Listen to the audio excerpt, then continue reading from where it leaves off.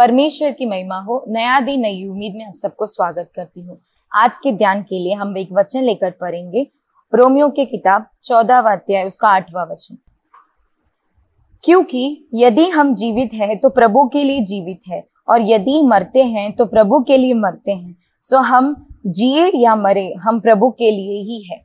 ये वचन में अगर हम ध्यान देंगे तो पौलुस रोमियो के लोगों को देखकर कहते हैं कि हमें कैसे जीना है, हम क्यों जीना है, हम किस लिए जीना है। तो क्योंकि इसमें उन्होंने कहा है यदि हम जीवित हैं तो प्रभु के लिए जीवित है। तो परमेश्वर ने इंसान को, मानव जीवन को बनाया है अपनी नाम की महिमा के लिए, अपनी स्तुति आराधना करने के लिए। तो हम परमेश्वर के प्रजा हैं, हम परमेश्वर के उनका ही है हम सब कुछ। तो हमें क्या करना है, हम जो जीवन जी रहे हैं ये परमेश्वर के लिए जीना है। क्योंकि हम आजकल क्या करते हैं, हम अपने मन मर्जी के एक जिंदगी जीना चाहते हैं, हम परमेश्वर के वचनों के अनुसार जीना नहीं चाहते। क्योंकि परमेश्वर का वचन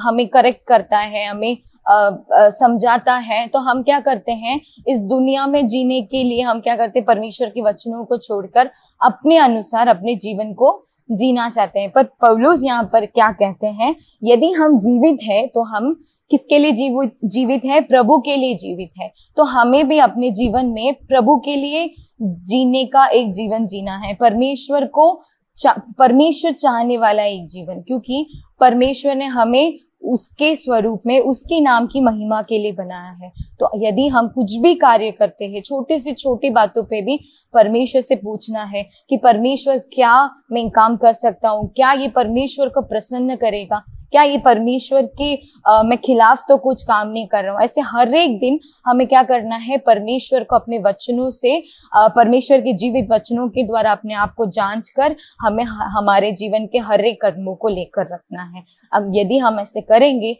तो परमेश्वर ने जो हमारे जीवन में रखा है कार्य, वो नियुक्त समय में पूरा करेगा और अपने भरपूर आशीष से भरेगा। आइए हम प्रार्थना करेंगे।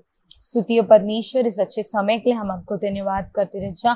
जैसे परमेश्वर हमने वचनों में पढ़ा, परमेश्वर हम जीवित है तो आपके नाम की महिमा के लिए, परमेश्वर आपके नाम की महिमा के लिए हमें हर एक दिन चलाने के लिए हम प्रार्थना करते। परमेश्वर आपके ज्ञान और बुद्धि से हमें भरिए। परमेश्वर हर एक छोटे छोटे कार्य में भी परमेश्वर आपको आगे रखकर हम करने के लिए, पवित्र आत्मा आप सहायता करने के लिए हम प्रार्थना करते हैं। सारा आदर महिमा हम केवल आपको ही देते। उद्धार करता यीशु मसीह के नाम से सुन और कबूल कर मेरे स्वर्गीय पिता, आमीन।